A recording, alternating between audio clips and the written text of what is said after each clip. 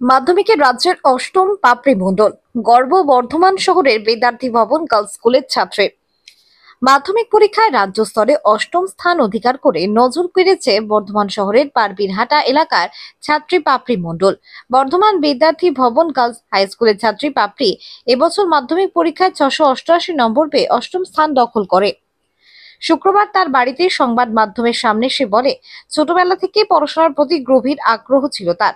শুধু পাঠ্য বই নয়, গল্প এবং কবিতা পড়তেই ভীষণ ভালোবাসে পাপড়ি। এমনকি অবসর সময় লেখালেখিতেও মন দিত সে। পড়াশোনার সঙ্গে সৃজনশীল চর্চার এই সুন্দর মেলবন্ধনই তাকে আলাদা করে তুলেছে বলে মনে করছেন তার শিক্ষক শিক্ষিকারা। ফল প্রকাশের পর থেকে পরিবারে এবং পাড়াপড়শি মহলে খুশির হাওয়া। সংবাদ মাধ্যমকে দেওয়া প্রতিক্রিয়ায় পাপড়ি জানায়, এই সাফল্যের পিছনে আমার পরিবার, পাশাপাশি স্কুলের শিক্ষক শিক্ষিকাদের অবদান অপরিসীম। সবচেয়ে বেশি অবদান আমার মায়ের, সবসময় পাশে থেকেছেন, প্রেরণা জুগিয়েছেন।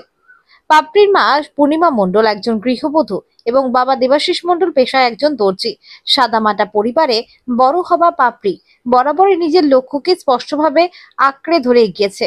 সে জানিয়েছে, বাড়িতে নির্দিষ্ট সময় মেনে সে পড়াশোনা করত, কোনো কোচিং বা বাড়তি গাইডের উপর নির্ভর করেনি। ভবিষ্যতে সে একজন ফরেস্ট অফিসার হতে চায়। পরিবেশ এবং জীবজগৎ নিয়ে তার গভীর আগ্রহ রয়েছে বলেও জানিয়েছে পাপড়ি। তার এই স্বপ্ন পূরণের পথে প্রথম ধাপেই এমন কৃতিত্ব তাকে অনেকটাই এগিয়ে দিয়েছে। পাপড়ির এই অসাধারণ সাফল্যে গর্বিত তার স্কুল বিদ্যার্থী ভবন গার্লস হাই স্কুল।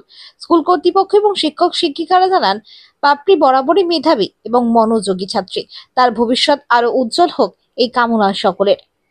পাপড়ি মণ্ডল খুবই ভালো লাগছে। অবশ্যই স্কুলের শিক্ষিকারা আমাদেরকে সবসময় খুবই সাহায্য করেছেন, বিভিন্ন সমস্ত ডাউট ক্লিয়ার করে দেওয়া বা অন্যান্য ক্ষেত্রে অনেক সাহায্য করেছেন। পড়াশোনা গল্পের বই পড়ি, বিভিন্ন কবিতা গল্প পড়তে ভালোবাসি। আমি বিভূতিভূষণ বন্দ্যোপাধ্যায়ের গল্প বই পড়তে ভালোবাসি। পড়তাম, এখন আর করা হয়ে ওঠে না। আমি ডজ বল খেলতাম। 6 জন শিক্ষক ছিলেন, গৃহশিক্ষক। হিস্ট্রি ছাড়া অন্যান্য সাবজেক্টে টিউটর ছিলেন। গল্পের বই পড়া। আমি একজন ফরেস্ট অফিসার হতে চাই, এগ্রিকালচার নিয়ে পড়াশোনা করতে চাই। 688 না, এখনও জানতে পারিনি। অষ্টম স্থান। বর্ধমান বিদ্যার্থী ভবন গার্লস হাই স্কুল। সব থেকে বেশি অবদান আমার মায়ের। পূর্ণিমা মণ্ডল, হাউসওয়াইফ। আমার মা, তারপর আমার বাবা, এরপর আমার দেবাশিস মণ্ডল। দিনে সেভাবে সময় হিসাব করে কখনো পড়াশোনা করিনি, যখন সময় পেতাম তখন। পরীক্ষা ভালো হয়েছিল, কিন্তু র্যাঙ্ক করে সেইভাবে কোনো এক্সপেকটেশন আমি রাখি। স্কুলের রেজাল্ট ভালোই হতো। হ্যাঁ, ফার্স্ট হতাম। আমি ক্লাস 4 থেকেই ফার্স্ট হতাম।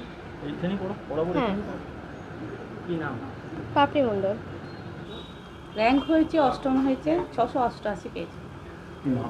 মেয়ের নাম পাপড়ি মণ্ডল, বিদ্যার্থী গার্লসে। কেমন লাগছে?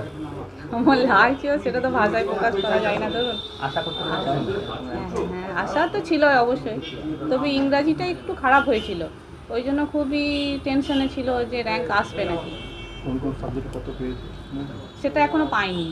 পড়াশোনা করছিল বলতে ও কিন্তু ভালোবেসে পড়ে, যে প্রতিদিনকার কাজ প্রতিদিন করে।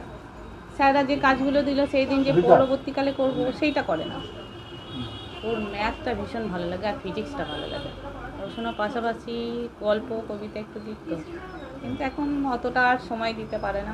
একটু খেলাধুলা করে, গল্প বইয়ের নেশা প্রচণ্ড পড়ার। সেটা নির্দিষ্ট কোনো টাইম নেই, যতক্ষণ ভালো লাগতো। আজকে আর ভালো লাগছে না, আজকে ঠিক আছে, আজকে আর পড়লো না।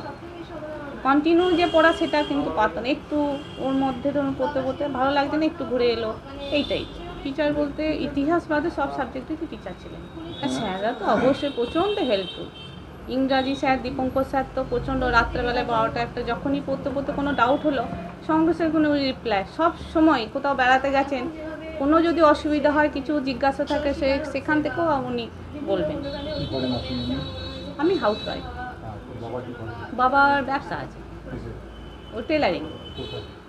আমাদের বাড়ির নিচেই দোকান আছে। আপনার নাম? আমার নাম পূর্ণিমা মণ্ডল। বর্ধমান থেকে পাপাই সরকারের রিপোর্ট, অগ্নি সংকেত নিউজ।